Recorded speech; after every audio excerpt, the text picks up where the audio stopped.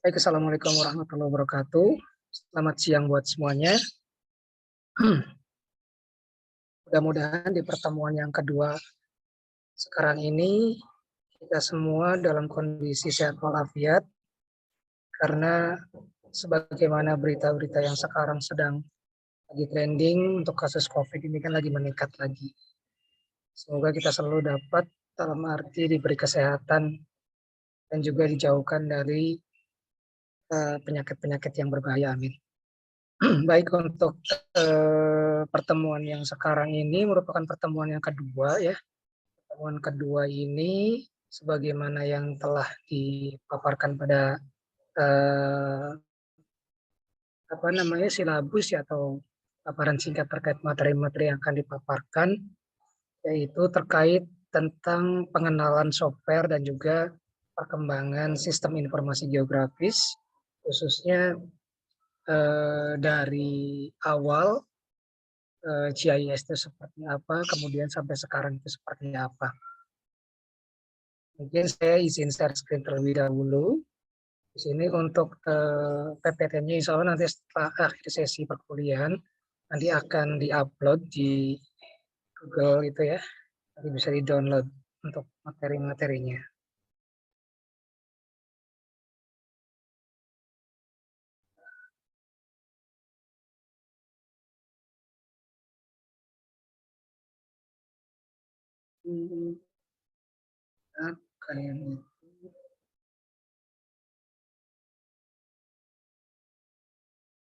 Sudah tampil? Mohon maaf. Sudah, Pak. Baik, sudah tampil ya. Jadi ini sekitar sekilas saja sih terkait perkembangan dulu nih. Kita akan coba diskusi dulu di sini atau paparkan terlebih dahulu terkait perkembangan sistem informasi geografi itu seperti apa. Jadi untuk perkuliahan kali ini yang pastinya akan kita dapat setelah perkuliahan selesai itu, diharapkan nanti para mahasiswa itu sudah mengetahui ini terkait perkembangan sistem informasi geografis. Dari yang mulai pembuatan peta itu masih sangat manual, dan untuk yang sekarang itu ya udah digital, dan kemudian setelah itu kita akan coba beralih ke software overview. Kita akan coba mengenal bagian-bagian dari software yang akan kita gunakan pada pembelajaran praktikum sistem informasi geografi. Nah, software overview ini yang nanti akan coba kita ulas itu, nanti ada dua jenis software. Yang pertama itu ada software yang berbayar ya, yang mungkin sudah familiar atau mungkin sudah pada kenal dan tahu juga, yaitu Esri dengan ArcGIS-nya, dan juga untuk yang open source itu ada QuantumGIS.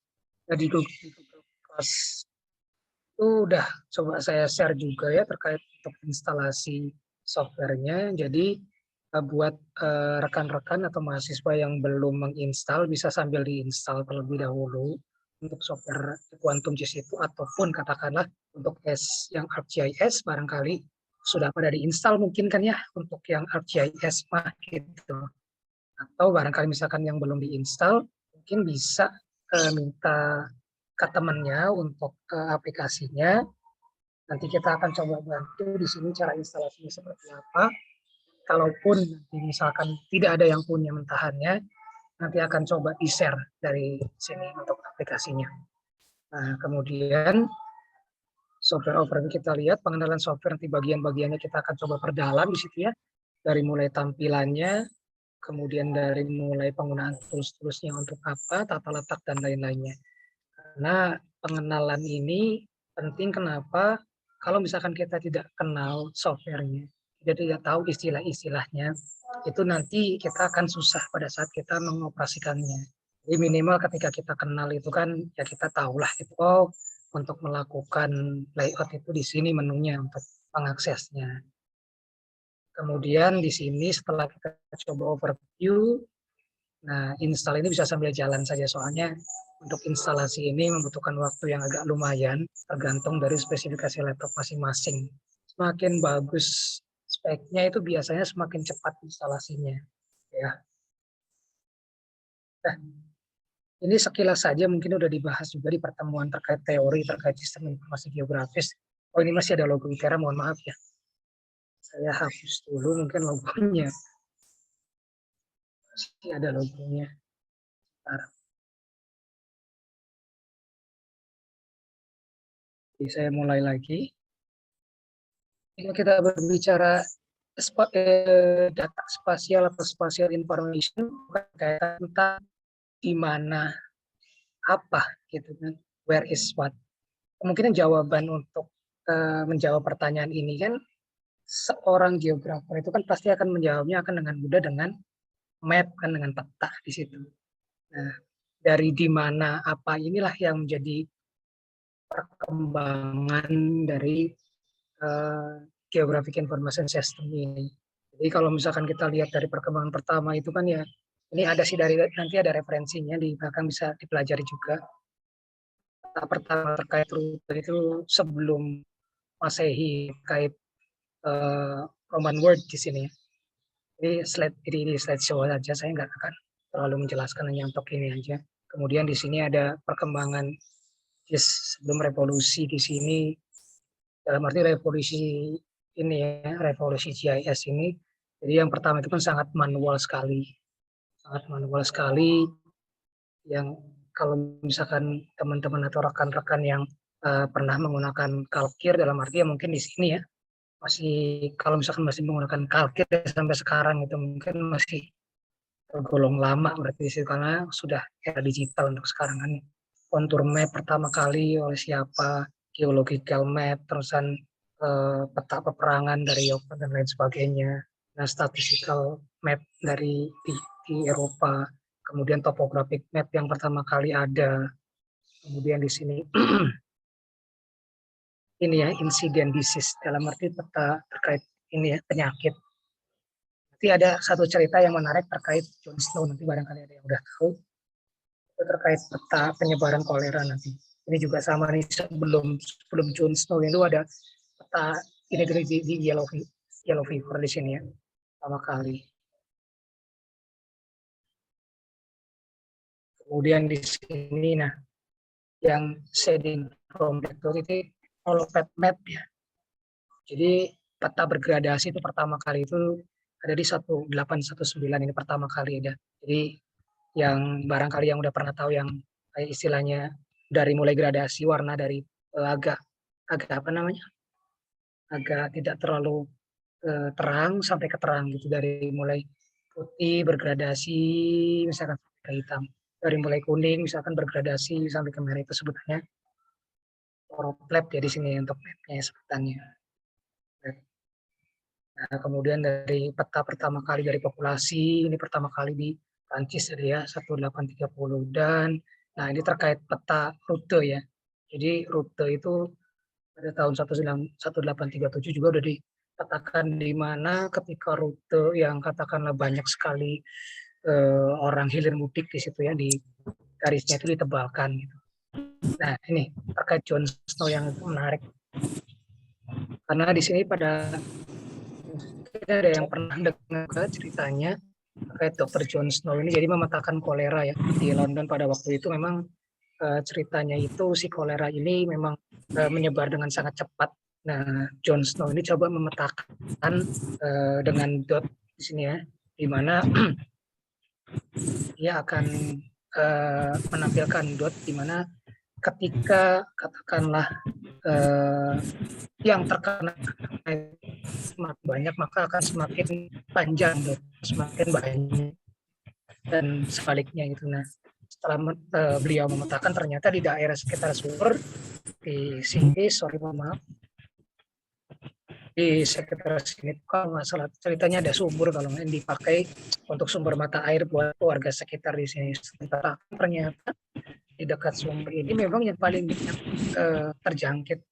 Setelah ditelusuri, dianalisis, dan ternyata betul sebab dari tersebar itu dari sumber air tersebut. Ini sangat menarik sekali. Kemudian selanjutnya terkait penggunaan piktogram, kemudian peta dari transportasi ya, dari jalan dan lain sebagainya. Nanti itu bisa dibaca saja sih. Nah, ini JIS lahir itu bisa dibaca saja. Dan yang paling terkenal banget itu kan ketika Esri founded ini yang Jack Dangermond ini. Nah, 1969. Nanti bisa dicari juga terkait historinya itu seperti apa. Nah, beginning of digital mapping itu mulai dari 1970-an. Jadi ketika pada saat itu ya mulai adanya komputer udah mulai ada di situ ya untuk digital mapping dan lain sebagainya, bisa dibaca saja sih, hanya untuk ini saja. Oke, biar tidak terlalu lama juga di sini saya tanya dulu ya, untuk pengenalan software itu semuanya apakah sudah melakukan instalasi atau memang ada yang belum?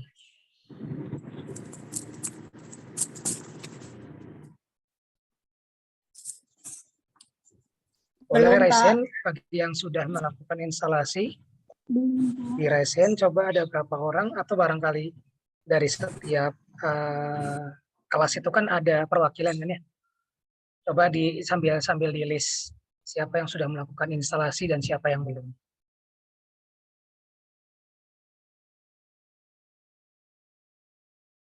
Coba resen dulu deh biar saya tahu yang sudah melakukan instalasi, yang sudah ada software JIS-nya.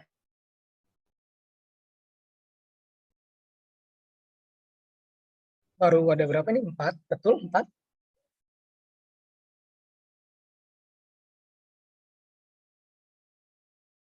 Terus.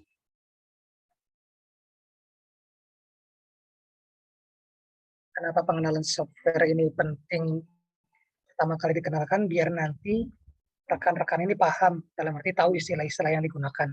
Dan juga nanti pengaksesan menu-menu itu lewat mana gitu. 1, 2, 3, 4, 5, 6, 7, 8. Baru 8 dari 91.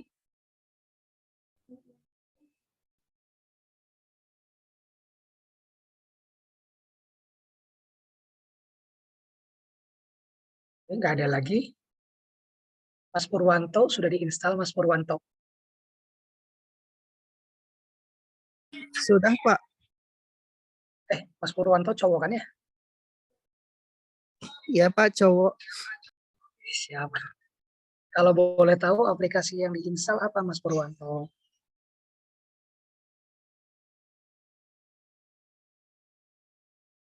Di saya, Pak, ada ArchMap, ada itu dari ArcGIS tuh udah ada Pak semua. Terus pernah itu ArcGISOft sama apa lagi ya?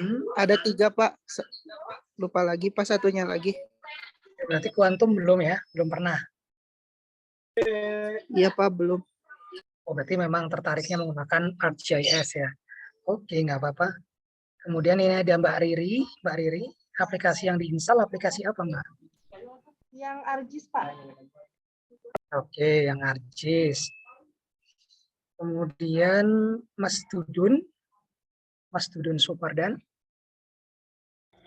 Iya Pak, saya ArcGIS juga Pak, udah pernah install. Terus Udah ArcGISOft. pernah. Ya. ArcGISOft, oke. Malah ada yang sudah ke ArcGISOft ya. Cakep lah, bagus. Adakah yang menggunakan Quantum JIS? Belum Pak, belum pernah. Kalau saya. Yang lain?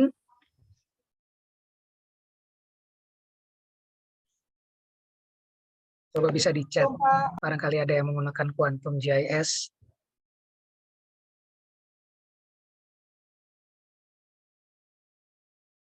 Nggak ada ya? Oke, baik. Jadi untuk sekarang itu yang akan kita bahas itu sebetulnya ada 2 software, biar kalian kenapa, biar paham semuanya. Karena penggunaan 2 software ini saya kaitkan lagi ke dunia industri pemetaan, memang dipakai ya dua-duanya. Jadi pada saat perusahaan itu katakanlah melakukan tender atau lelang pekerjaan, biasanya di situ software yang diperlukan untuk JIS ya, untuk pemetaannya itu satu menggunakan ArcGIS dengan ArcMap-nya, kemudian yang kedua itu untuk yang open-nya itu dengan menggunakan Quantum JIS. Jadi buat rekan-rekan semuanya, alangkah baiknya selain belajar menggunakan ArcGIS, tapi juga belajar menggunakan Quantum di sini. Makanya nanti untuk materi yang akan kita bahas ke depannya itu Nanti silahkan buat rekan-rekan siapa yang mau pakai kuantum nggak masalah, yang mau pakai ArcGIS pun nggak masalah. Terkait materi soalnya sama aja nanti. Ya.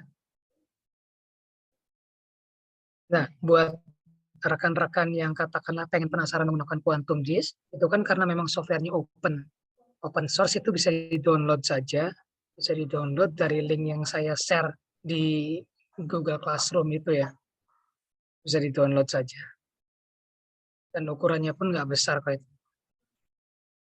Jadi pada saat kita sambil nanti saya overview terkait software, pengenalan software bisa sambil diinstal ya.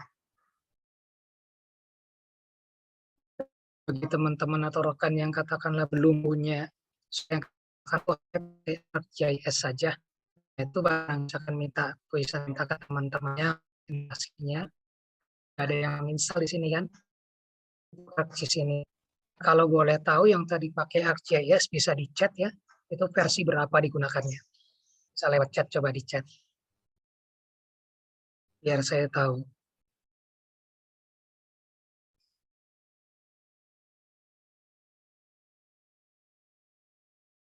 Delapan, oke. 10.8, oke. 10.8 semua kah? 888, oke.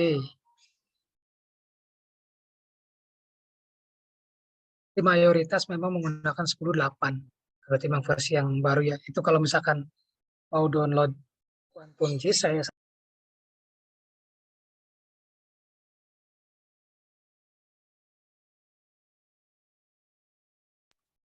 nanti pada saat mendownload software Quantum JIS itu usahakan download yang versi stable ya, yang LTR long term release itu.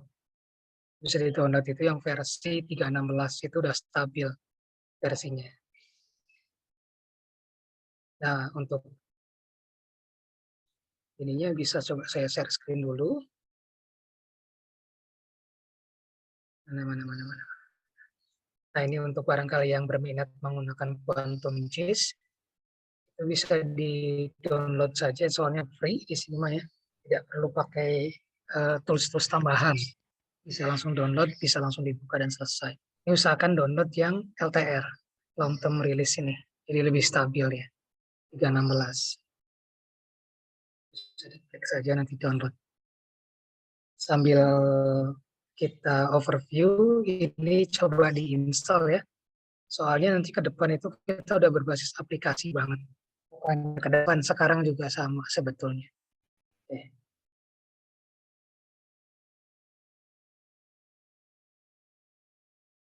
Coba buka aplikasinya dulu.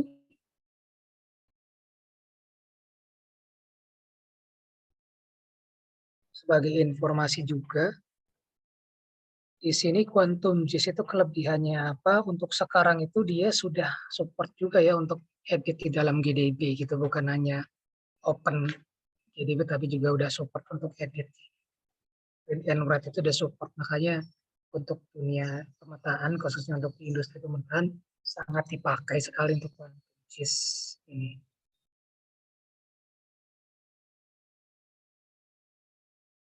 Kalau boleh tahu, di sini teman-teman yang sudah menginstal aplikasi JIS, yang khususnya ArcGIS, sudah dipakai buat apa aja ya sebelumnya? Mas Tudun? Iya Pak, gimana Pak? Mohon maaf Pak, ini sedang di posko. Ada sedikit berisik. Iya Pak. Oh iya. Gimana Pak? Untuk software GIS yang udah pernah diinstal, ArcGIS kan ya, sudah pernah dipakai untuk buat apa aja? Kebetulan Pak, waktu itu di komunitas SIGA ada pelatihan peta administrasi. Nah, ngebuat peta administrasi desa sama kemiringan lereng. Paling itu sih Pak, saya ikutnya. Ya. Bisa, tapi udah bisa berarti ya? Alhamdulillah Pak. Alhamdulillah insya Allah. Mbak Anissa Resti Aldiani. Iya, Pak. Sudah ada aplikasi JIS-nya ya?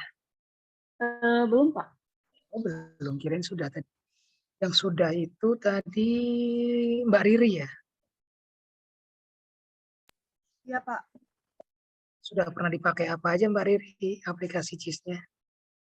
Waktu itu kan ikut itu ya Pak yang bikin peta Latihan juga administrasi sama. desa ya. Tapi nggak beres. Paling sebenarnya sibuk banget Pak. Wow, sibuk banget nih. Saya kurang mahir juga kalau masalah perpetaan Pak. Iya. Makanya nanti yang pengen mahir kita coba belajar bersama di sini ya.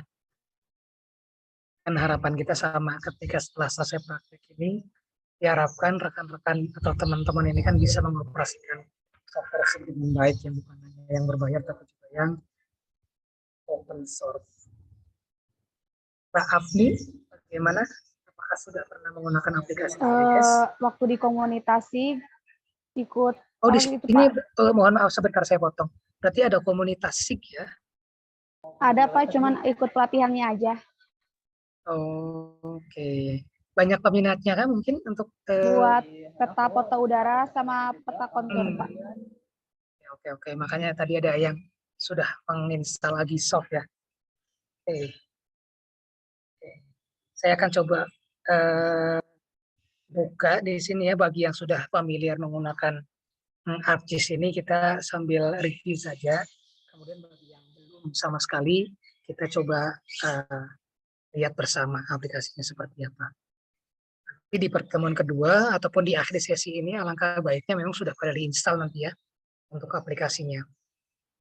Jadi untuk tampilannya seperti ini ya sebetulnya. Aplikasi kalau misalkan kita menggunakan ArcMap atau ArcGIS di sini yang familinya itu. Jadi yang pertama itu ada tampilannya itu sama seperti software yang lain sebetulnya. Yang pertama itu ada toolbar di atas ini. Nah, jadi semua menu tools itu sebetulnya ada di sini semua. Tinggal kita mengenal bagaimana cara mengaksesnya. Ini ada standar menu di atas ini dari mulai file sampai help nih. Standar menu, kemudian menu toolbarnya. Ini menu toolbar ini kita bisa customize posisinya ya. Bisa drag and drop. Dan juga kalau misalkan kita ingin menampilkan tools yang lain, itu bisa diklik kanan di sini, nanti keluar ya menu-menunya untuk tools-toolsnya, atau bisa juga lewat customize di sini ada toolbar. Nah, bisa drag and drop. Ini nanti kita akan pelajari satu-satu sini. Dari mulai standar ini terkait open file, kemudian new file, atau save.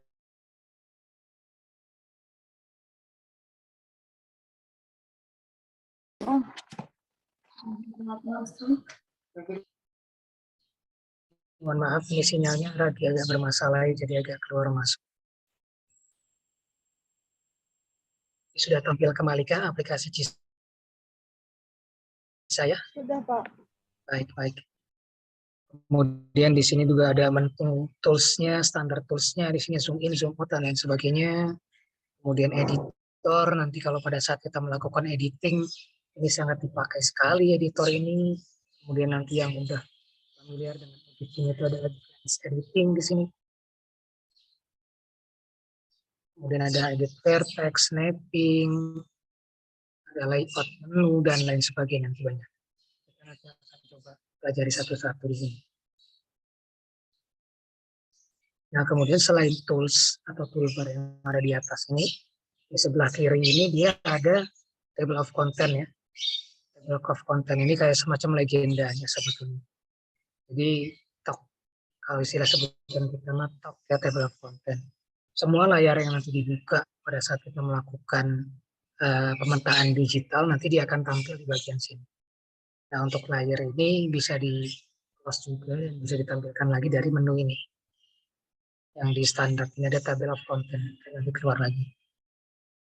Kemudian kalau misalkan kita ingin melakukan konektivitas terhadap data-data di laptop kita, nanti ada yang namanya katalog di sini, sebelah kanan saya.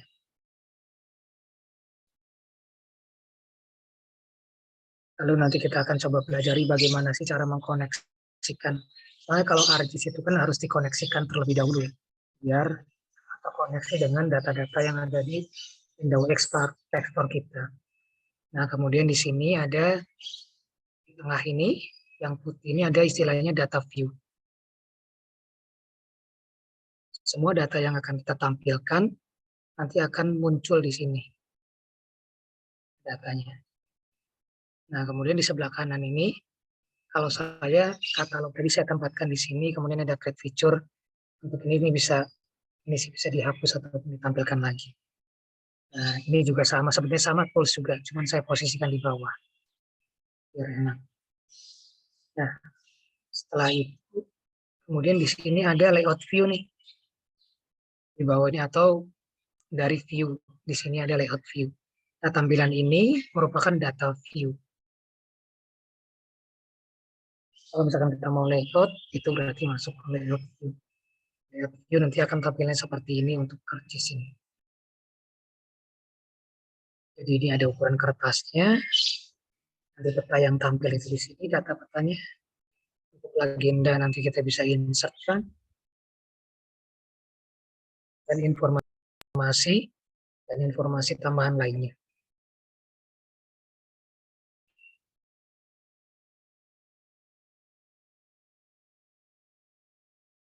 Kemudian kalau misalkan kita ingin melakukan buka data, kita akan coba ulas ArcGIS dulu ya. Setelah ArcGIS nanti di sesi berikutnya baru Quantum. Kalau misalkan kita ingin buka data, gampang juga sebetulnya. Tinggal kita buka lewat add data ini, atau bisa kita tarik drag ya untuk datanya melalui katalog. Kita akan coba buka data di sini ya, dari add data ini. Di add data ini kalau misalkan kita klik yang tanda ke arah ke bawah ini, dia bisa tambah bias map juga. Jadi bisa menampilkan tampilan citranya. Kalau misalkan laptop kita atau komputer kita terkoneksi dengan internet. Kita coba add data. Kita coba tambahkan data save file ya, administrasi.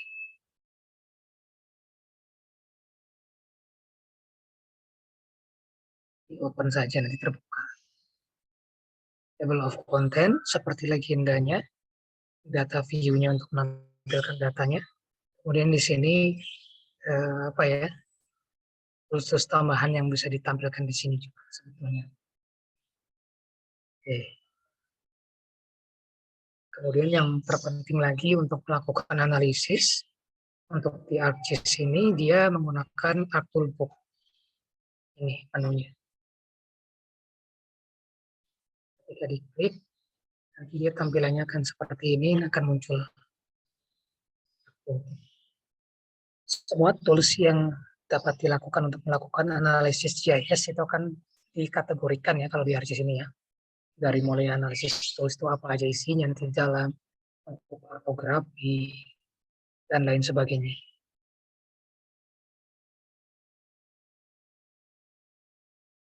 Kemudian bagi teman-teman atau rekan-rekan yang sudah mulai tertarik ke programming, di ArcGIS ini juga sudah ada Python juga di sini, jadi bisa sambil menggunakan script juga. Nah, kemudian bagi rekan-rekan lagi yang katakanlah udah advance lagi, dengan membuat katakanlah tool sendiri, dengan menggunakan bantuan ArcGIS ini, untuk mempercepat pekerjaan dari 5 tahapan menjadi 1 tahapan, itu bisa menggunakan model builder juga di sini. Jadi membuat model. Ada contohnya itu model builder, coba saya buka ya. Masih ada nggak datanya?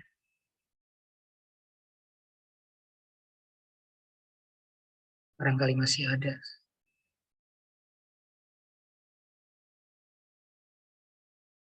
Ini masih ada yang membuat.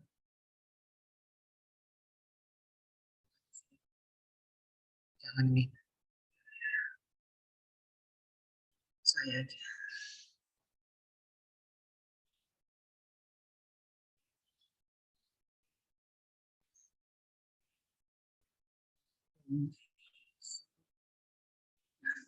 Misalkan seperti ini. Coba ini bentar ya, saya coba cari. Nah, misalkan seperti ini. Ini tampilannya rada bermasalah. Karena waktu saya buat itu pakai versi yang di bawahnya. Jadi misalkan dari suatu data A, setelah data A ini katakanlah diiterasi berdasarkan variabelnya apa, misalkan, kemudian hasil iterasi tetap menghasilkan fitur kelas. Dari fitur kelas itu nanti di dalamnya itu akan ditambahkan field, dikalkulasi ini yang ditambahkan lagi, dikalkulasi, dan nanti barulah ada output yang sudah selesai. Jadi nanti pada saat menggunakan kita set parameternya di mana saja yang kita perlukan. Pada saat kita klik, jadi nanti semacam kita isi aja parameter-parameter yang digunakan. Misalkan ini, nanti selesainya udah selesai sendiri gitu yang lain. Ya kalau misalkan ada yang penasaran menggunakan model. Data lewat add data, lewat drag and drop ya, lewat katalog. Ini. Kita taruh di dalam data ini ataupun dalam konten.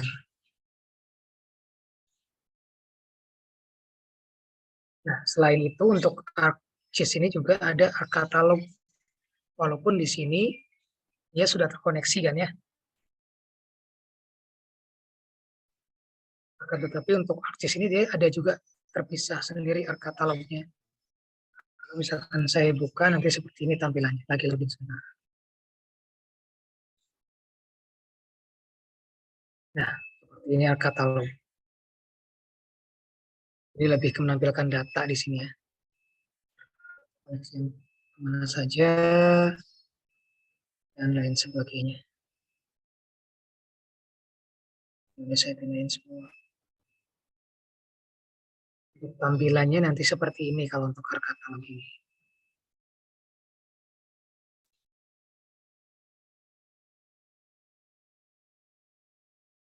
Ada kontennya, ada previewnya juga sebetulnya di sini, tapi hanya untuk preview saja.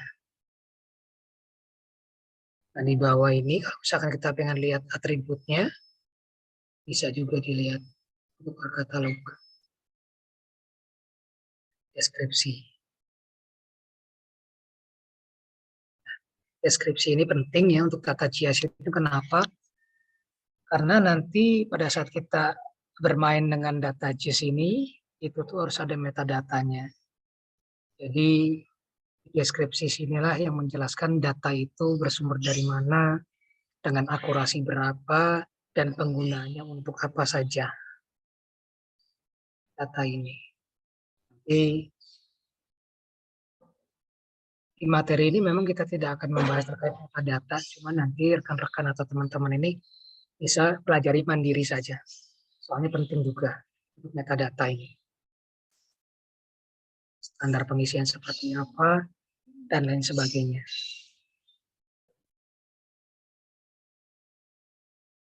Kita balik lagi ke ArcMap ya.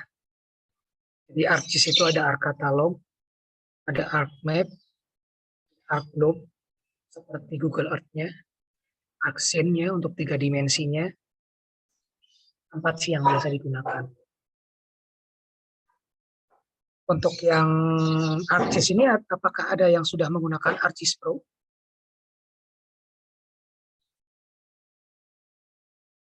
Ada? Belum, Pak. Belum, Pak. Itu patut dicoba juga ya untuk Arc Pro itu. Karena kenapa? Dengar-dengar waktu kemarin ada workshop dengan Esri itu katanya nanti memang yang akan di-establishkan ke depannya itu memang ArcGIS Pro ya. Bukan ArcGIS Desktop lagi. Tadi yang kita buka itu kan ArcGIS Desktop. Ini kan ArcGIS Desktop. Nah, untuk ArcGIS Pro itu nanti seperti ini tampilannya. Nah, ini. Tampil ya.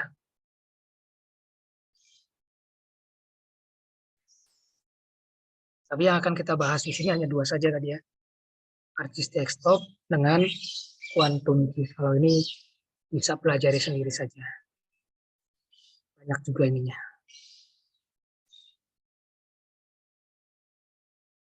Sebelum kita coba overview untuk yang Quantum GIS, untuk ArcGIS ini ada yang mau ditanyakan dulu, barangkali ada yang mau sharing pengalamannya. sambil diinstal ya aplikasinya ya. Sudah mulai diinstalkan ya. Yang sudah mulai menginstal boleh di chat itu sedang atau lagi mendownload gitu. Coba biar saya tahu seperti apa. Ini kan banyak orangnya nih, ada sekitar berapa? 89 atau 80-an berarti ya. Sudah mulai di-download kah?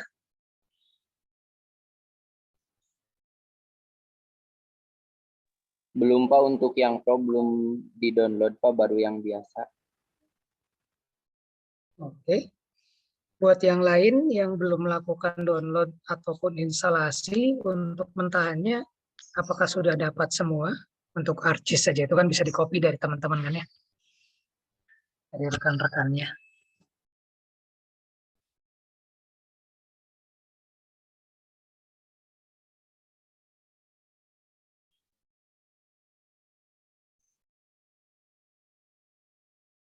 Di sini biasanya yang punya mentahannya, yang biasa meng-share ke teman-teman yang lain, siapa ya kalau boleh tahu?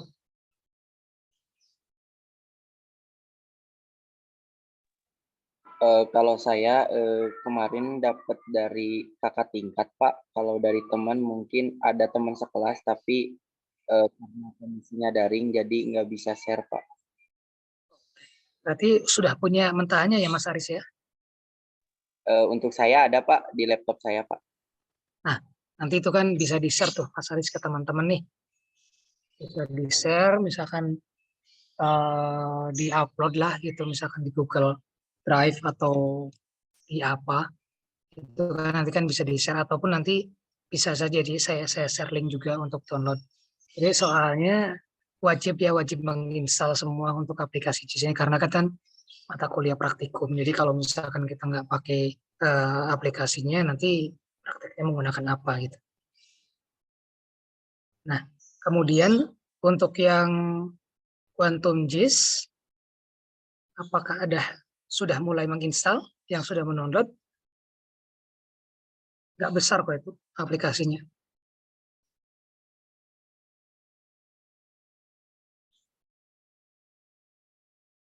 Coba boleh di chat. Yang sudah mendownload siapa aja, saya pengen tahu yang pengen menggunakan Quantum JIS.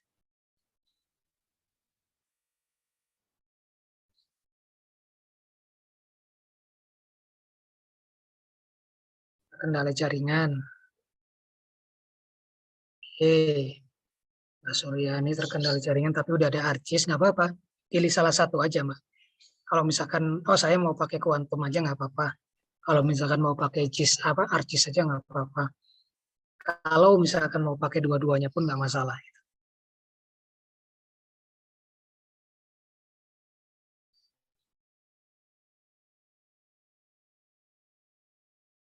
Hilang Adi, saya pakai ArcGIS Pak. Oke. Nanti saya minta ini ya, list dari setiap ketua kelas ya. Ini kan ada ketua kelasnya kan ya. Ketua kelas atau apa sih istilahnya, ketua mahasiswa ya? Tiap kelas itu. Ketua kelas ada Pak. Nah, saya minta tolong nanti baik di ketua kelas ataupun di bendahara kelas itu, di sekretarisnya coba di list ya dari setiap mahasiswa itu. Mahasiswa ini menggunakan aplikasinya ArcGIS misalkan. Mahasiswa ini dengan menggunakan Quantum, mahasiswa ini dengan ArcGIS dan seterusnya gitu. Ya. Kamu namun kemana-mana sok ngaret aku sabar ya. Ayo. Mana? Ini ada yang suaranya bocor. Catherine suaranya bocor kayaknya. Penting mana aku sama kamu? Jadi aku. Iya, sok cepetan. Barangkali untuk hostnya Pak Tio bisa menjadi co-host, saya biar bisa meng-unmute atau mute setiap ini. Sudah saya mute Pak Syahid barusan. Atau boleh mungkin jadi co-host mungkin barangkali ini. Oh, Biar siap. Pak Tio nggak repot-repot. Siap, Pak.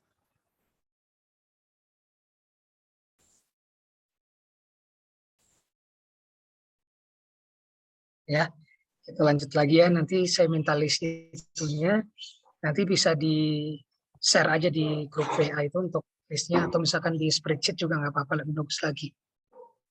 Nah, kita coba mulai di sini ya, mengenal sementara nih terkait aplikasi Quantum JIS. Nah, nanti tampilannya seperti ini, hampir sama sebetulnya. Cuman bentuknya aja nih yang agak berbeda. Sebelumnya udah tampilkan nih aplikasi Quantum JIS saya kan ya. Sudah, Pak.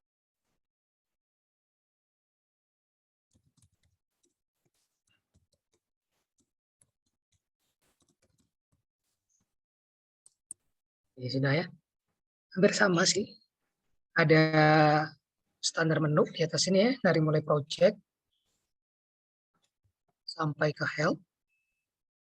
Kemudian di sini ada tools-toolsnya, sama juga sih. Bisa di drag and drop juga. Kemudian di sini itu ada istilahnya itu panel sih ya kalau di Quantum ini. Dan ada toolbar itu nanti sama aja. Toolbar itu yang kalau di sini yang di bawah ini panel sebutannya. Untuk yang kayak di katalog kalau di ArcGIS ini kan ya. Ini bisa juga di panel kalau di sini sebutannya. Bisa kita tampilkan ataupun dari view. Kemudian ada panel di sini. Nah, toolbar ini kalau misalkan kita lihat yang tadi ArcMap itu dari yang customize. Untuk standar hampir sama ya. Di sini ada file, buka, open, dan lain-lain. Kemudian untuk membuka data, editing, dan seterusnya.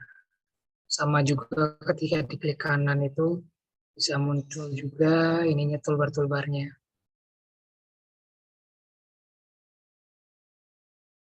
Kalau misalkan pengen layout, nah agak bedanya kalau di sini dia pakai ini ya, ada menu layoutnya. Sini kalau tadi kan di ArcGIS itu kan kita bisa langsung klik layout view aja. Kalau di sini kita rada di ini dulu, misalkan apa gitu, baru bisa pindah ke layout view.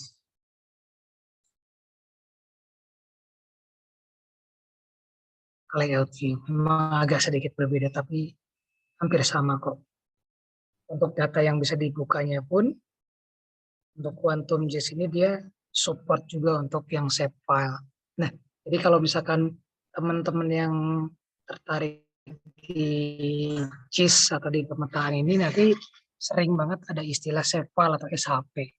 Atau kalau misalkan yang lebih sudah ke database-nya itu ada GDB ya, Geodatabase. Database.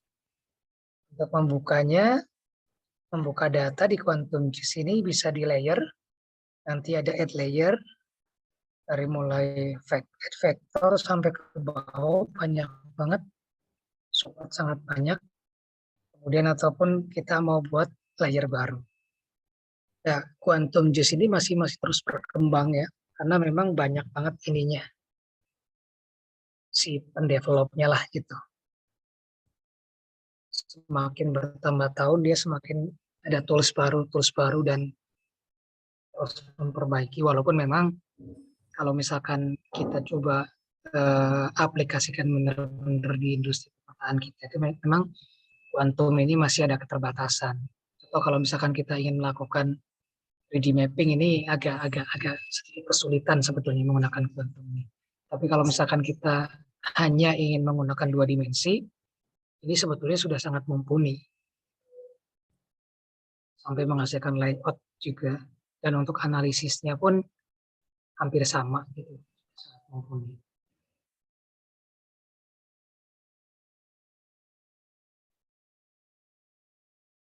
Kalau untuk Quantum JIS ini, untuk tools-toolsnya itu kan kalau tadi kan karena ArcGIS itu kan berbayar, makanya udah satu set kan ya.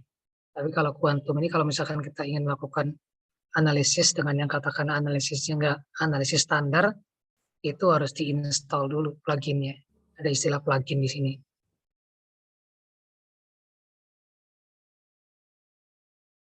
Dan membutuhkan koneksi internet juga di sini. Jadi plugin kemudian diinstal, nanti baru terpasang. Untuk membuka data, kita coba buka data. yang vektor file di sini ya, karena berupa SAP nanti akan kita coba buka. Ini ada source-nya, data source-nya, kita klik, kita arahkan, ada data yang mau kita buka, misalkan di sini, saya akan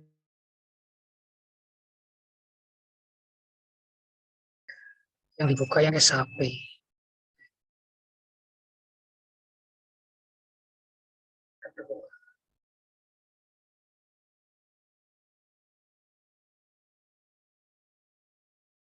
Kalau untuk melihat atributnya, klik kanan sama ya dengan ArcGIS juga.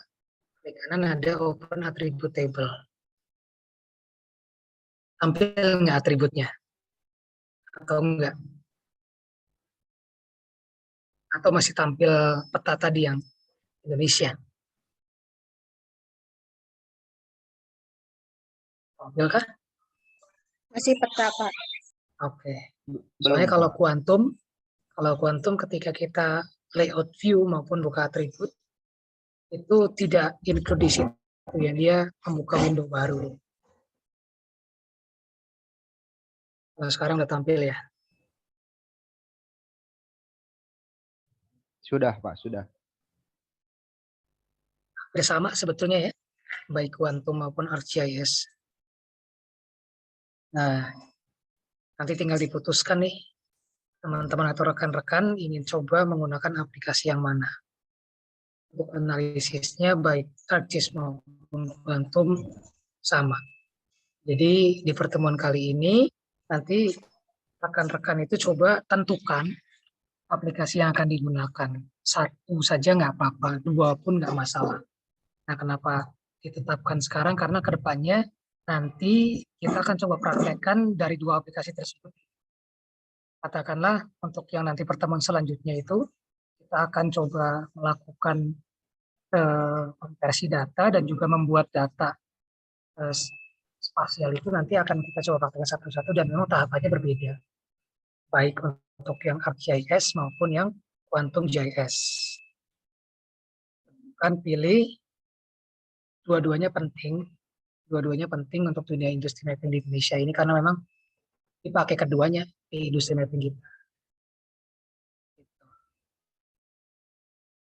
Nanti untuk ketua kelas saya minta listnya ya, Mas dan Mbak ketua kelas. Saya minta listnya biar saya tahu oh nanti orang ini menggunakan ArcGIS, yang ini menggunakan Quantum GIS. Barangkali yang ada menggunakan ArcGIS Pro pun nggak masalah. Cuman nanti untuk pembahasannya mungkin tidak akan dimuat di perkuliahan ini gitu. Nah, kemudian kita akan coba lanjut lagi di sini ya. Akan coba gimana sih cara membuka data untuk yang di ArcGIS ini. Kemudian bagaimana cara kita katakanlah menggunakan tools-tools yang ada di dalamnya, standar tools-nya. Saya akan coba ke ArcGIS ya. Tadi data ini udah kita buka di sini. Di sini standarnya itu ada tools ini ya. Ada tools standar, ada zoom in, zoom out, ada pen, full extent.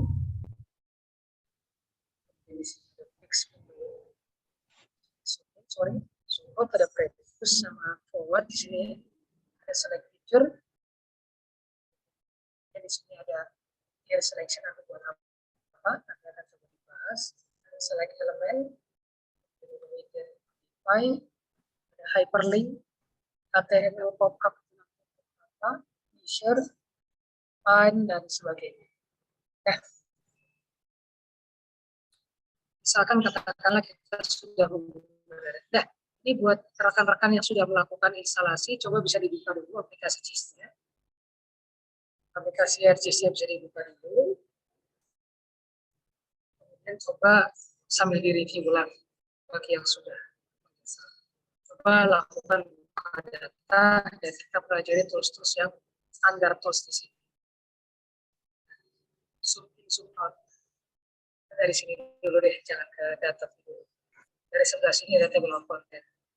Kalau misalkan kita ingin menggeser posisi ini ke atas, karena urutan itu di GIS itu penting ya. Kalau misalkan posisi titik, posisi garis, dan posisi poligon. Kalau misalkan poligon di atas garis, maka garis itu nanti akan tidak tampil, kan akan tertutup. Makanya posisi garis itu harus di atas poligon. Begitupun dengan poin atau titik. Jadi penempatan penting ya. Kayak semacam contoh di sini. Di sini ada batas desa. Batas desa itu kan lebih kecil dari kabupaten kan ya. Otomatis harusnya untuk posisinya kabupaten itu di bawah. Nah, desa itu makanya baru tampil tadi ketutup. Nah, di sini ada zoom in. Kita klik di sini ada zoom in, akan berubah nih, akan berubah dari jadi zoom ya kan nih. Seperti kaca besar. Ketika kita klik sekali, dia akan zoom. Tapi kalau misalkan kita drag, kita tekan, dia akan muncul seperti ini. Kita lepas, dia akan langsung zoom. Dia akan zoom ya sebagian yang kita kotakin saja. Zoom in, sekarang zoom out. Sama ya, ketika diklik dia akan zoom out. Ketika di-drag dan ditekan dia akan zoom out.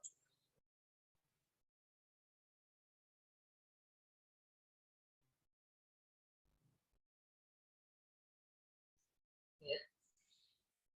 Kemudian untuk cara cepatnya kalau misalkan kita pakai keyboard itu bisa aja pakai Z ya di sini untuk zoom in itu. Z kalau misalkan ini kan katakanlah kita lagi pointer ya. Kita mau zoom di wilayah ini. Kita bisa tekan Z, itu nanti dia akan berubah. Z. Ataupun kalau misalkan kita pakai scroll mouse saja ke atas itu zoom out. Kalau misalkan kita scroll ke dalam itu, ke bawah, itu zoom in. Ini zoom ya, zoom in, zoom out. Di tools. Kemudian di sini ada pen. Pen ini lebih ke kayak menggeser ya, untuk menggeser horizontal saja. Kanan kiri, atas bawah lah boleh. Horizontal vertikal digeser. Nah, kemudian kalau misalkan kita udah terlalu zoom nih, di sini ada full extend. Full extend itu dia untuk menampilkan seluruh extend data. Dari pojok kanan data sampai pojok kiri data itu di mana. Full extend.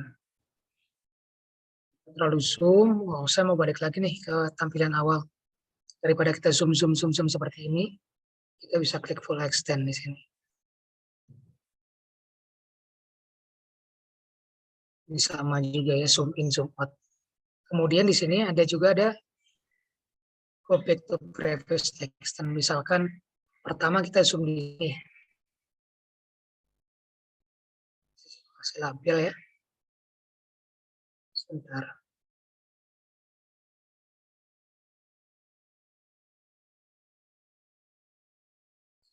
Desa. Misalkan awalnya saya zoom di sini. Ternyata saya mau pindah ke sini. Saya mau balik lagi gitu untuk zoom yang sebelumnya. Ya, itu bisa diklik ini. Atau yang forwardnya lagi, klik ini. Nah, seperti itu. Kemudian di sebelahnya itu ada select features. Select feature itu ada macam-macam ya, ada by rectangle, polygon, lasso, circle, and line. Contoh kalau misalkan kita ingin menseleksi feature Sungai Toman, misalkan kita klik pakai rectangle, ya rectangle kotak. Ataupun kita mau selectnya satu aja dengan by klik seperti ini bisa.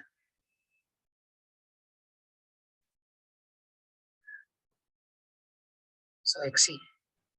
Nah, ketika terseleksi ini, ketika kita nanti berbicara dengan atribut data tadi, dia akan terkoneksi dengan atribut yang terseleksi. Ada satu yang terseleksi di sini. Kalau misalkan kita lihat by selection yang terseleksinya bisa di sini. Oh, ini yang terseleksi. Sungai Toman, Desa Sungai Toman. Kita pindah ke sini.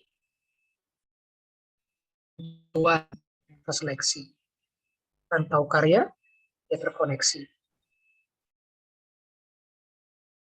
Inilah yang menjadi salah satu kelebihan data GIS. Selain dia itu mempunyai data grafis, Tapi di dalam data grafis ini dia ada informasinya yang melekat di dalam data tersebut. Spasial atribut ini, skumbung, naulumo, dan lain sebagainya. Kalau misalkan kita pengen seleksinya by polygon, nah ini bisa diklik-klik seperti ini nih. Klik, klik, klik, klik seperti ini. Nah, yang seleksi. Kalau misalkan kita ingin yang seterusnya dan seterusnya, samalah. By line, ini by circle, ini by lasso, freehand, seperti freehand. Nah, di sini ada clear selected feature. Jadi ketika kita terseleksi ingin menghapus, ya ingin menampilkan terseleksi, ada clear selected feature, hilang. Kemudian di sebelahnya ini ada select element. Ini berkaitan dengan gambar biasa di sini elemen ini. Kalau misalkan kita ada draw, misalkan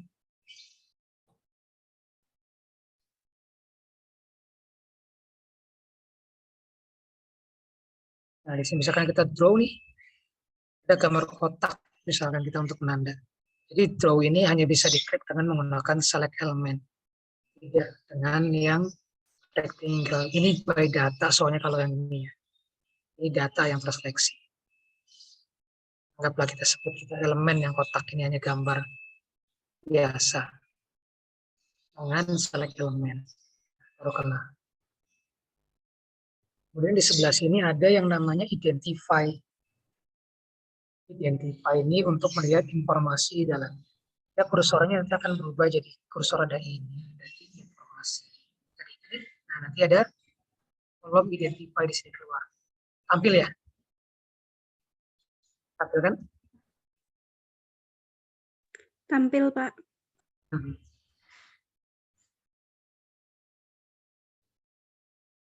Tarik-tarik juga. Nah, ada 4 ini posisi ini kalau misalnya kita di sini akan nempel di dalam sini, kita tempel di sini akan di sini dan seterusnya. Kalau misalkan kita klik yang ini, kita coba lihat. Nah, 16432 fitnya sama kan yang ini, menampilkan informasi yang sama. Kalau ini baik kayak seperti tabelnya ke bawah, kalau ini ke samping ya. Ya. Nah, kemudian di sini ada yang namanya hyperlink. Jadi kalau ingin menampilkan, kalau misalkan kita ada hyperlink di dalam tabel ini baru aktif nanti. Misalkan contohnya kalau misalkan kita baca di sini kan, bisa melinkkan ke semacam website, dokumen, atau script, dan lain sebagainya. Di sini ada HTML pop-up. Nah, seperti ini. Contoh misalkan kita mengelingkan gambar di sini nih, di dalam atribut ini. Misalkan pematang rahim ini. Ketika kita hyperlink ini kita isi, kemudian kita coba HTML pop-up, dia akan keluar informasi beserta gambarnya nanti di sini. HTML pop-up.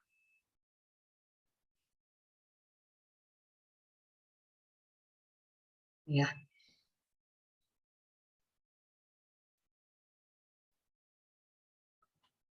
Sebelahnya ada measure. Nah, measure ini berkaitan dengan kayak mengukur ya. Kayak misalkan mengukur distance, garis, kemudian mengukur area, kemudian ini terkait metode yang digunakannya, mau planar geodesik dan seterusnya. Ini aktif ketika kita menggunakan koordinat UTM. Yang satu nukulan ini ya, kayak misalkan untuk area ini ada kilometer, hektar, dan lain sebagainya.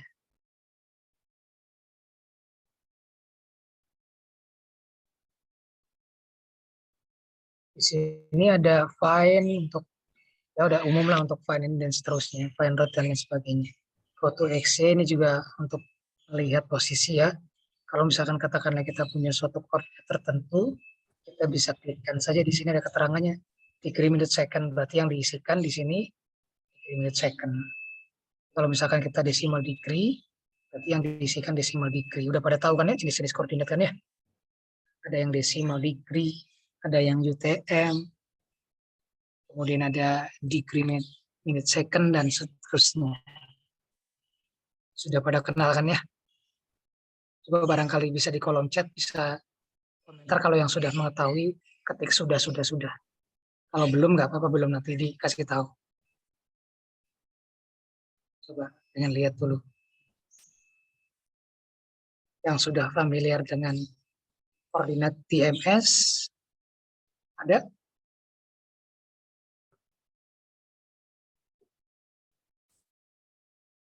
Yang udah familiar dengan koordinat decimal degree, yang udah tahu bentuknya, yang sudah tahu koordinatnya meter satuannya.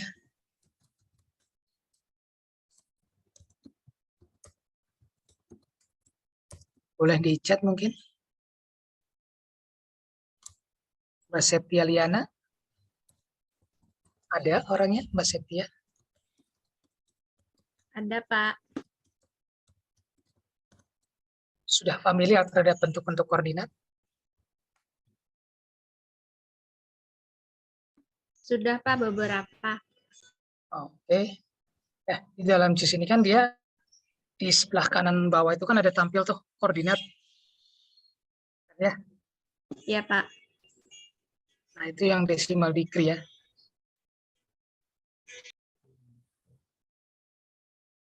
Kalau misalkan kita pengen lihat yang di MS, nah ini di MS 103 degree 40 menit 29,54 detik is dan seterusnya. Bentuknya beda. Jadi pada saat nanti melakukan konversi data jangan sampai terkecoh.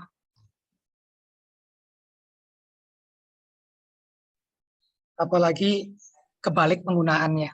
Katakanlah data yang kita punya itu dia decimal degree, karena kita nggak tahu, kita mengkonversi dengan di MS itu akan salah kaprah. Apalagi katakanlah misalkan datanya kita meter, karena kita nggak familiar, kita anggap itu decimal degree. Oh, itu udah salah kaprah. Nggak tepat nanti datanya. Istilahnya kalau di kita itu akan loncat ya. Mbak Silpi, Nafisa Huljannah, sudah familiar sebelumnya terhadap bentuk-bentuk koordinat? Nilainya? Mbak Silpi, ada?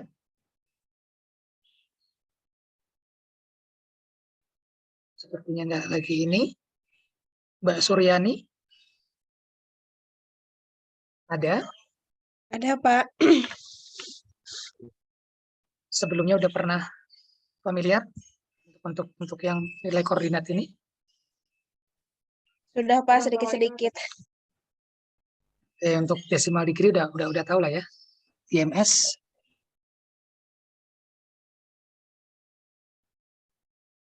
Halo? Ya, Pak. Untuk yang decimal degree di IMS sudah tahu bentuknya ya. Ya, Pak. Untuk decimal degree sudah.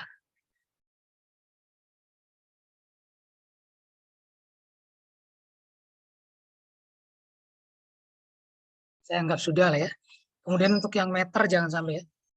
Jangan sampai ada yang kebalik juga. Nah, untuk meter sendiri kalau misalkan kita di industri mapping kita itu ada dua jenis nanti.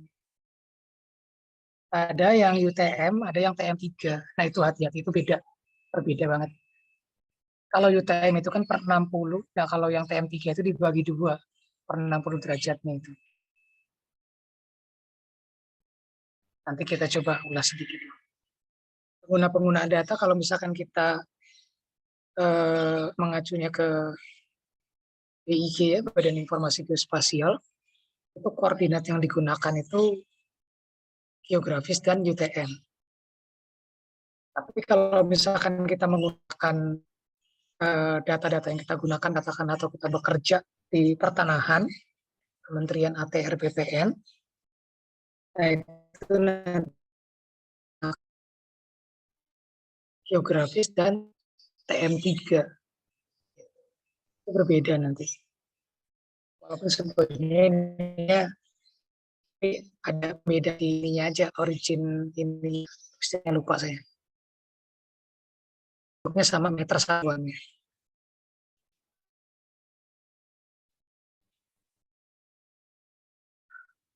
Enggak, karena datanya nggak ada yang TM. Saya tambah data dulu. Nah, ini yang TM3 contohnya ya, data TM3.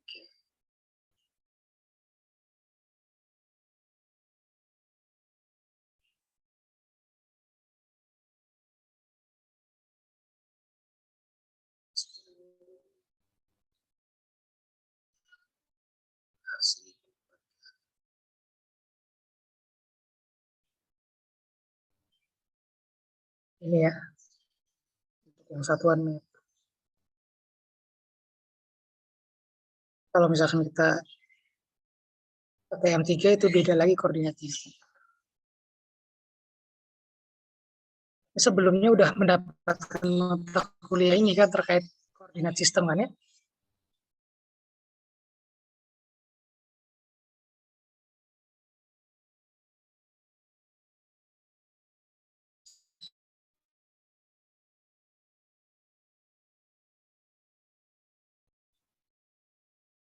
Kalau belum, ini pengenalan saja.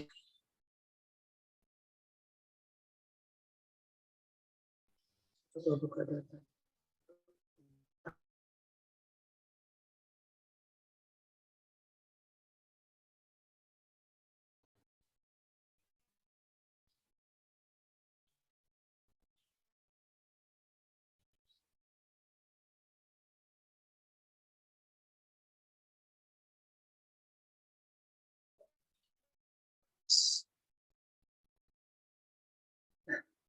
Kalau misalkan bagian bawah itu beda banget ya, menggunakan ITN maupun kita menggunakan TM3. Yang kita gunakan TM3 di daerah Bekasi. Kalau tidak salah, ini Bekasi itu masuk ke dalam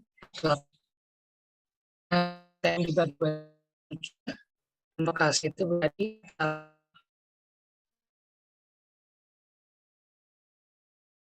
saya punya gambar nggak ya yang terkait koordinat itu. Sebenarnya saya tanya dulu deh, udah pernah mendapatkan kan ini? Oh iya, sip. Mantap kalau gitu. Yang penting jangan sampai salah aja pada saat pembacaannya. Oke, kita lanjut lagi ya. Tadi terkait pembacaan.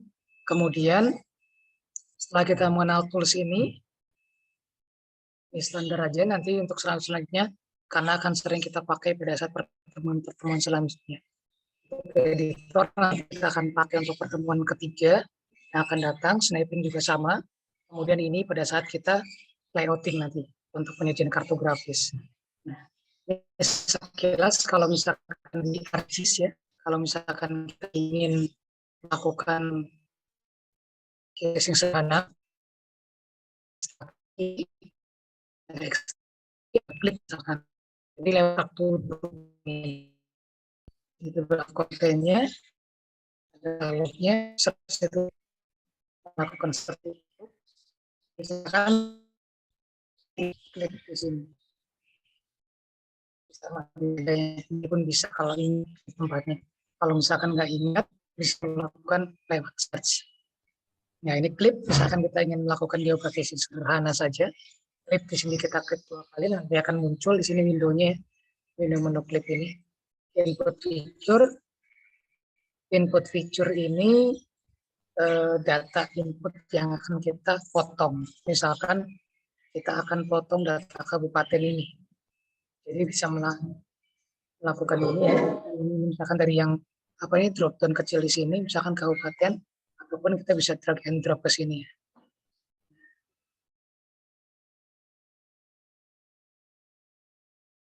Seperti ini. Kemudian di sini clip feature-nya apa? Clip feature ini merupakan data untuk pemotongnya. Contoh misalkan yang akan kita potong di kabupaten ini berdasarkan yang extend dari Bekasi. Suara saya masih putus-putus nggak? Mohon maaf. Sudah tidak, Pak. Sudah ya, sinyalnya nggak bermasalah memang.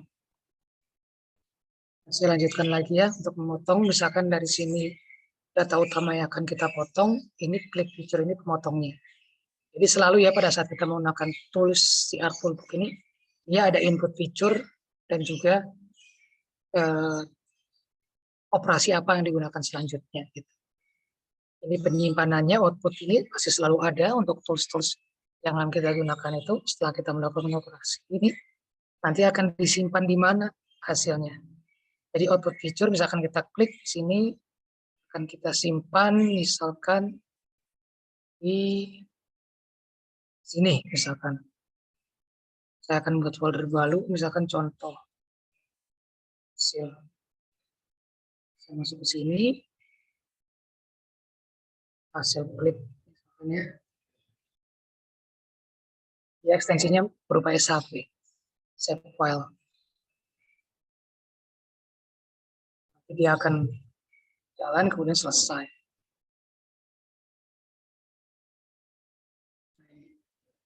Karena kita potong dengan yang data Bekasi ini, yang kuning, awalnya datanya ini, yang hijau ini, kemudian kita potong dengan data ini, maka nanti akan menghasilkan data baru, sampel baru juga, hanya Bekasi saja. Nah, informasi yang ada di dalamnya pun, ya masih akan ada utuh. Dan tidak akan mengoverwrite data sumbernya ya, karena membuat data baru. Jadi ketika katakanlah salah analisis misalkan gitu ya, untuk ArcGIS ini datanya aman, data source-nya. Ya, untuk tulisnya ini. Jadi selain kalau misalkan kita ingat lokasinya, oh kita mau melakukan klik, misalkan itu ada di analysis tool, di extraction, misalkan ada klik. Oh misalkan saya ingin membuat interpolasi, katakanlah ada di sini juga. Spatial analysis itu banyak macam-macam metodenya. Oh katakanlah saya ingin melakukan projection misalkan atau melakukan transformasi koordinat, ada juga di sini. Atau bisa melalui menu search di sini. Misalkan IDW ya tadi kan ada juga. Misalkan tahu istilahnya gitu untuk penggunaan tools. Ini. Seperti itu. Jadi mudahnya menggunakan search di sini. Sampai di sini ada yang mau ditanyakan dulu mungkin. Sambil sharing saja barangkali yang udah familiar juga. Terus sambil mengulas kembali. Ini untuk ArcGIS.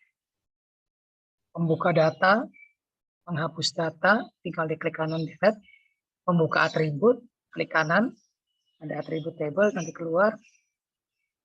Kemudian melihat propertiesnya. Klik kanan ada propertiesnya. Dari properties ini nanti bisa ketahuan data ini sumbernya atau disimpan di mana, generalnya di sini, source-nya. Kemudian extend kanan kirinya berapa. Referensi atau spatial referensi yang digunakannya apa. Kawan di sini. Kalau ada data yang belum mempunyai spatial reference, di sini nanti akan keterangannya unknown. Jadi jangan kaget misalkan saya kasih contoh misalkan hasil ini ya. Saya buka data yang belum mempunyai referensi spasial. Ya nanti akan seperti apa kalau di ArcGIS tampilannya.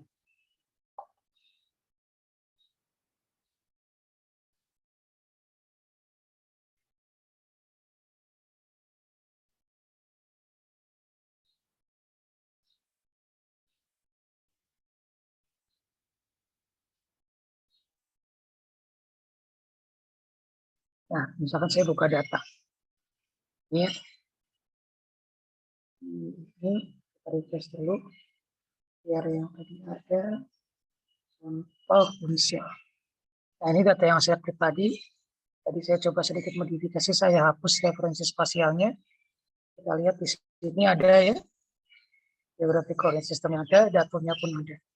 Jadi saya sedikit modifikasi, saya hilangkan referensi spasialnya, ketika dibuka dia ada notifikasi unknown spatial reference.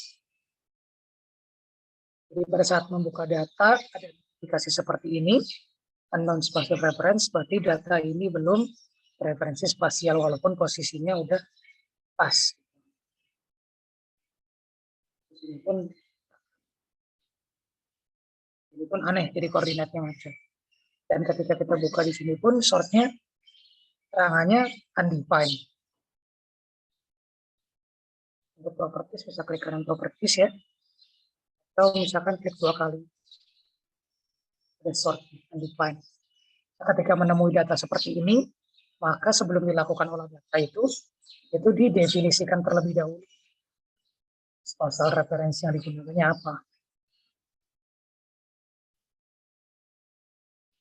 Nah, kemudian lanjut lagi di sebelahnya. Seleksi, kalau misalkan untuk diseleksi, display, kalau misalkan mau ngeset transparansi. Nah, di sini yang terkait hyperlink juga tadi, simbologi nanti akan dibahas pada saat detailnya itu pada saat penyajian kartografis, ya akan banyak sekali di sini.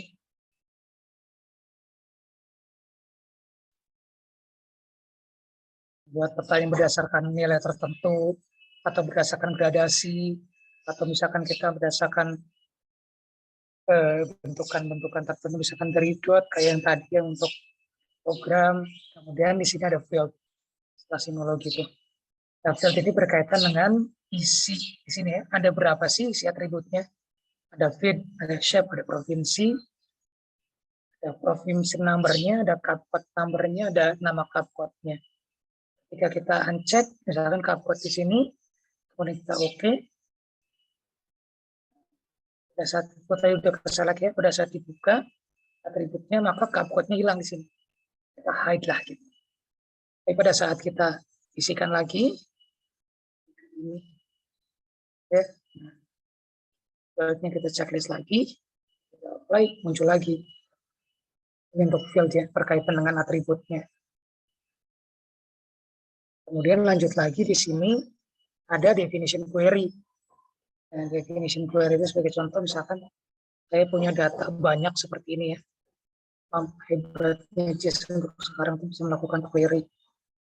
Punya data ini kita ingin melakukan pemilihan berdasarkan kategori tertentu misalkan. Yang saya pilih misalkan ingin provinsi Jawa Barat saja, nggak semuanya. Nah, ini kita buka propertiesnya, ada query ini. Kita bisa masukkan query builder-nya. Jawa Barat. Nah, nanti kita sebenarnya di kuliah ini memang tidak dipelajari secara spesifik nih penggunaan query ini, cuman pengenalannya barangkali ini memperdalam, itu bisa dicari saja banyak sumbernya. Oke. Yang akan tampil hanya Jawa Barat saja, tidak menghapus datanya, hanya menampilkan data yang diperlukan saja. Menampilkan lagi semuanya, tinggal dihapus saja di sini dan tampil kembali. Kemudian lanjut lagi setelah query ada label. Label ini nanti dibahas detailnya juga pada saat kita penyajian kartografis. Barangkali misalkan pada saat saya pemaparan ada yang mau ditanyakan, itu bisa langsung saja ya, kita diskusi aja nggak apa-apa. Paling sharing. Nah, ini label. Oh, mohon maaf, ini waktunya sampai 14.40 ya. Saya kasihkan, mohon maaf. Saya sekilas dulu terkait ArcGIS, nanti saya akan pindah ke kuantum ya. Sebentar nanti saya tampilkan. Join and release nanti akan kita bahas di materi selanjutnya, dan lain sebagainya. Nah, untuk yang ArcMap ini, ada yang mau ditanyakan dulu nggak sebelum kita pindah ke kuantum?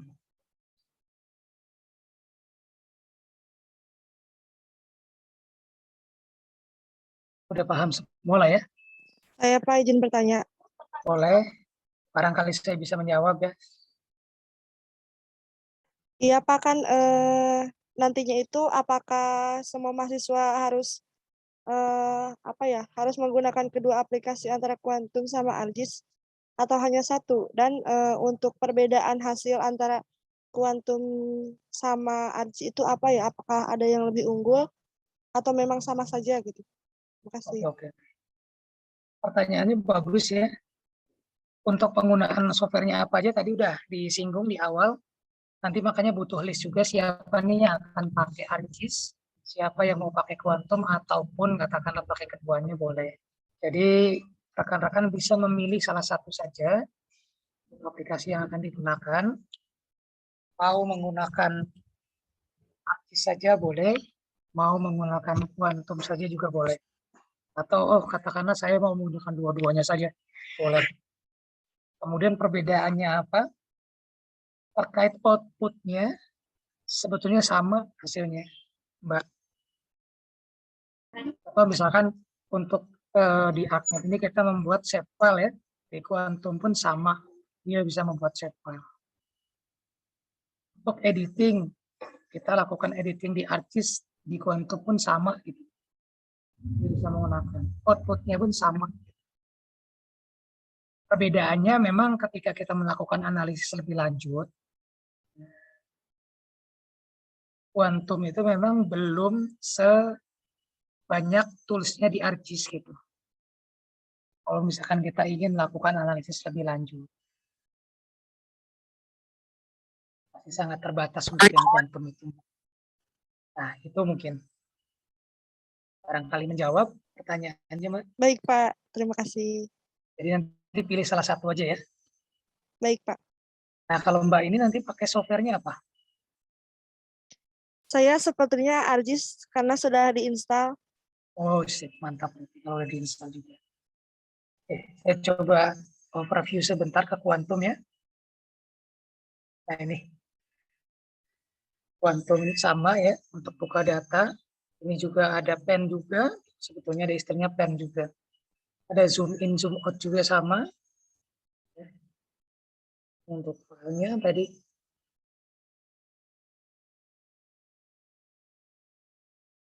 Untuk selection, kalau ada yang diseleksi. Ini untuk zoom map view, 3D map view, spatial pop-out, dan lain-lain semuanya hampir sama. Kemudian untuk selection-nya, untuk editingnya nanti agak berbeda. Kalau di sini dia nanti pensilnya tuh kayak gini, kalau di ArcGIS kan dia kayak pick tool gitu kan ya. Karena mau diediting. Nah, ya, kalau misalkan selesai ya selesai. Kemudian untuk membuka atribut sama juga dari klik kanan atribut. Ini juga. Nanti akan membuka window baru. Untuk katalognya katakanlah sama dengan browser tulis ini. Dan untuk menggeser, zoom in, zoom out. Untuk label pun sama, nanti akan di sini bisa ditampilkan juga single label. Saya tampilkan kapat saja di sini.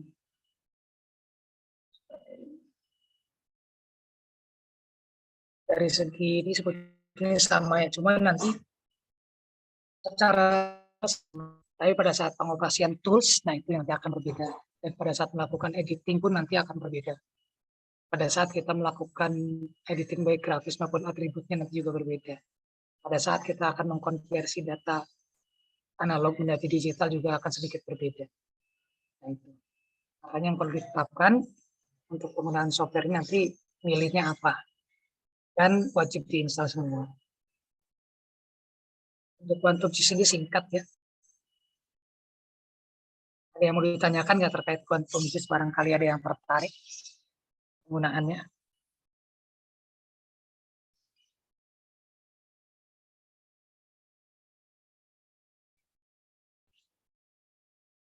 Ada yang mau ditanyakan terkait keduanya deh, baik ArcGIS maupun Quantum GIS untuk overview sementara ini. Untuk yang pertemuan kali ini saja.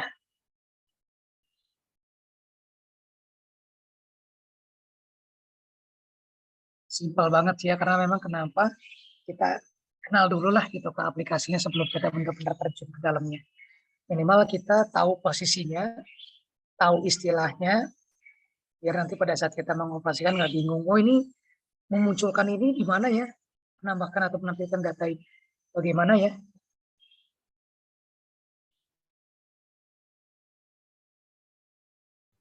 Ada yang mau ditanyakan dulu?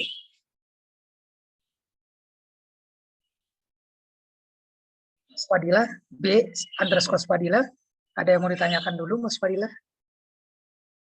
Cukup sih Pak, paling mungkin nanti minta itu aja kali ya recordnya biar bisa kita mereview kembali. Karena mungkin satu kali ini doang kayak ada yang terlupa, takut ada yang terlupa seperti itu misalnya. Betul, betul, betul pastinya. Oh ya, ini sedikit apa ya, promosi. Mungkin saya juga ada channel YouTube ya untuk menggunakan aplikasi di sini, tapi masih berkembang, baru dibuat dan memang dikhususkan untuk pengoperasian aplikasi JIS ya. Itu nanti bisa di searching, nanti akan saya posting nama channelnya apa. Memang masih belum banyak sih di situ untuk tutorial, tapi nanti bisa ditonton juga lah sebagai referensi gitu. Barangkali misalkan membutuhkan tutorial terkait pengoperasian kuantum ataupun ArcGIS dan lain sebagainya. Itu sih. Nanti recording ini juga disertakan juga ke untuk pasti ya Pak Tio ya.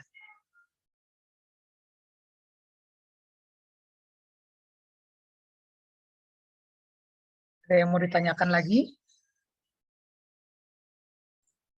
Tadi Septian raise hand tadi. Coba. Oh, Septian Resen, ada apa Mas Septian? Boleh Resen bagi yang mau bertanya. Oh iya Pak, izin bertanya Pak. Boleh. Dulu saya pernah Pak mendownload itu SHP wilayah dari Inagio Portal dari Kabupaten Ciamis. Terus ada kendalanya tuh pada saat masukkan ke ArcGIS itu ada garis lurus yang memotong line to line dari SHP-nya. Itu sekali. Apakah kita bisa saya pernah mencoba untuk disatuin antara maksudnya disatuin dipotong gitu. Yang garis yang memotong itu. Apa gitu? Iya. Suaranya terputus Mas Septian.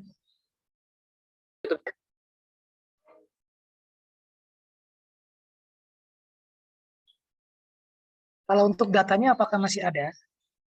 Ada, Pak. Barangkali bisa di-share screen mungkin. Boleh dilihat dulu. Ini bagus sekali ya, udah mendownload ke data Inagio Portal, betul ya. Kalau misalkan kita ingin mendapatkan data spasial yang katakan bersumber, yang punya sumber, itu bisa di-download melalui Inagio Portal. Nah, nanti di situ data satu Indonesia yang itu tuh ada di situ, baik dari mulai administrasinya, katakanlah land use-nya, networking-nya, dan sebagainya. Cuman memang untuk beberapa provinsi skalanya sudah lumayan, dan untuk yang lainnya memang masih agak kurang gitu. Jadi,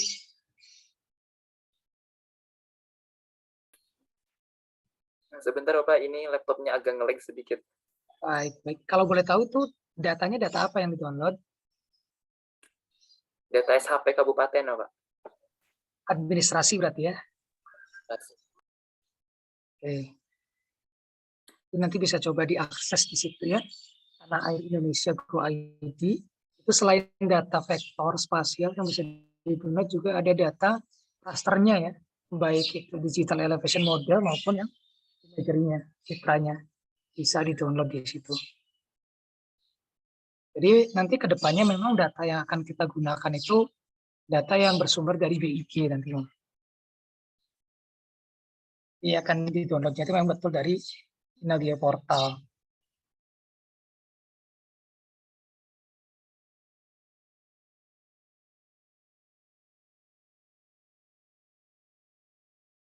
Sambil bercerita mungkin atau mengulas terkait yang pertanyaan Mas Septian, ketika pada saat kita mendownload dari data Inagio Portal ya, itu memang terkadang ada garis lurus di situ tuh.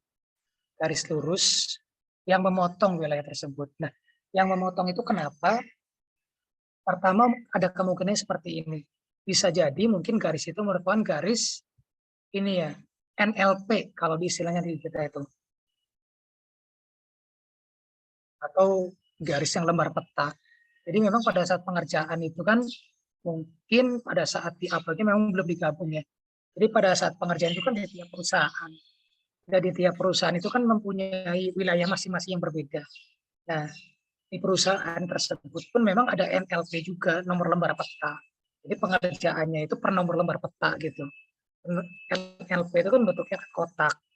Nah, jadi pada saat pengerjaan ya pasti sebetulnya memang masih terpotong-potong, mungkin masih terpotong-potong dan mungkin belum disatukan gitu untuk batas administrasinya ketika di-upload itu.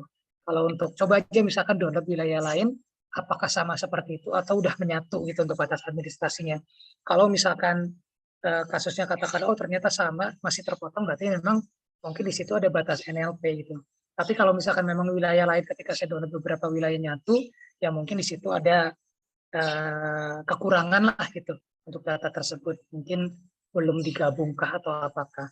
Dan itu pun yang sering nanti dilihat itu kalau misalkan kita penggunaan lahan aja, kalau misalkan menurut dari Inagio Portal, itu nanti sering akan ada potongan lurus gitu. Kalau misalkan yang belum digabung itu potongan nomor lembar peta sebetulnya.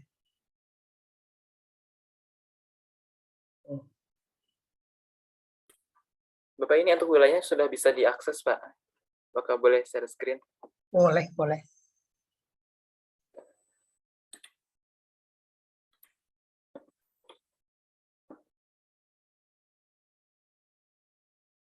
Jadi seperti ini, Pak.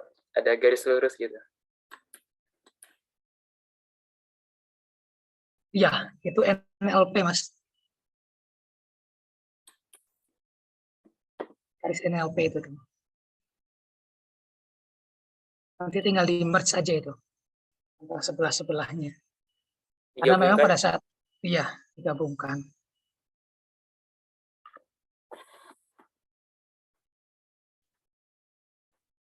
Itu garis NLP karena yang mengerjakan suatu kotak ini katakanlah operator A, yang sebelahnya itu operator B, yang di atasnya misalkan operator C dan seterusnya. Itu memang belum digabung berarti. Penggunaan lahan pun pasti sama, nanti akan terpotong di wilayah yang sama juga di situ. Itu. Tinggal di merge saja itu, Mas.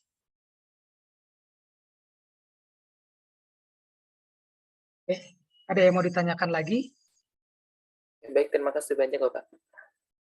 Iya, sama-sama. Waktu juga udah 14.42, barangkali misalkan ada yang mau ditanyakan lagi, bisa lewat chat saja nanti di grup. Barangkali ini kita bisa jawab bersama, ataupun katakanlah ada rekan-rekan yang sudah mempunyai pengalaman dan katakanlah sudah bisa mengatasi hal tersebut, bisa ikut menjawab juga nanti di grup. Jadi mungkin untuk pertemuan sekarang, saya cukupkan sampai di sini. Barangkali misalkan ada kesalahan-kesalahan dalam penyampaian kalimat-kalimat saya, mohon maaf. Mungkin dari saya cukup sekian. Wabillahi taufiq wal hidayah. Wassalamualaikum warahmatullahi wabarakatuh. Nanti untuk ada beberapa tugas ya di Google Classroom itu nanti akan saya post di sana. Stay update aja di Google Classroom-nya. Untuk materi juga bisa di-download juga di sana. Mungkin itu saya kembalikan lagi ke Pak Tio. Ya, makasih Pak Sahib. Materi pertemuan keduanya cukup lumayan banyak ya ternyata, dan memang langsung praktek di ArchMap dan Quantum tadi saya lihat.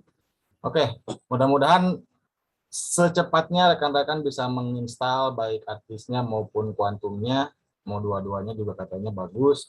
Nanti biar kita belajarnya bersama-sama ya, jadi maju bersama. Betul. Kenapa? Karena kalau misalnya ada yang tidak menginstal ataupun luput, percuma kalian standby di sini nanti. Kalau hanya melihat saja. Betul sekali. Ya kan Pak Syahid ya, tanpa mempraktekkan betul. percuma nanti ya. Jadi biar belajarnya bareng, silakan install secepatnya, biar setiap pertemuan bisa berjalan. Oke, silakan di screenshot dulu untuk absensinya. Boleh Karen lagi boleh, atau mau yang lain juga boleh. Jaringan ya. Silakan Karen nanti di share di WA grupnya ya. Baik Pak, sebentar. Ada satu pertanyaan sambil nunggu nih Pak Sahid. Kalau dua-duanya diinstalkan, yang Quantum dan Artis, kira-kira RAM 4 GB tuh masih oke gak Pak Sahid? Oke, aman. Masih aman ya? Aman lah. Karena nggak berat-berat kalau kita hanya untuk membuat data-data saja. Ya oke. Berarti masih aman lah ya. Kalau dua-duanya masih aman. Siap. Oke, Karen sudah? Sebentar Pak. yang slide pertama. 1, 2. Udah, bentar, Pak.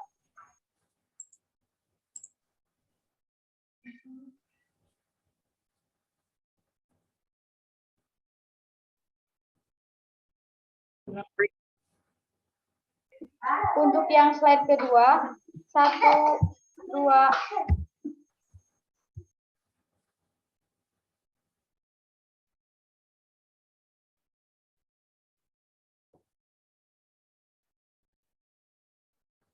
Sekarang slide yang ketiga. 1, 2.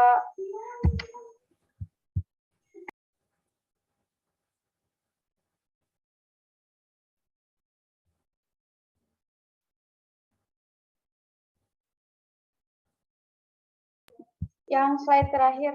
1, 2. Sudah, Pak? Ya, oke. Terima kasih, Karen. Pak Syahid, terima kasih. Semoga kita semua bisa berjumpa lagi minggu depan. Ya, Pak Syahid, terima Amin, kasih, Pak Syahid. amin. Semoga semuanya Siap, sehat. sama-sama Pak Tio. Ya, semoga semuanya sehat. Assalamualaikum warahmatullahi wabarakatuh. Waalaikumsalam warahmatullahi wabarakatuh.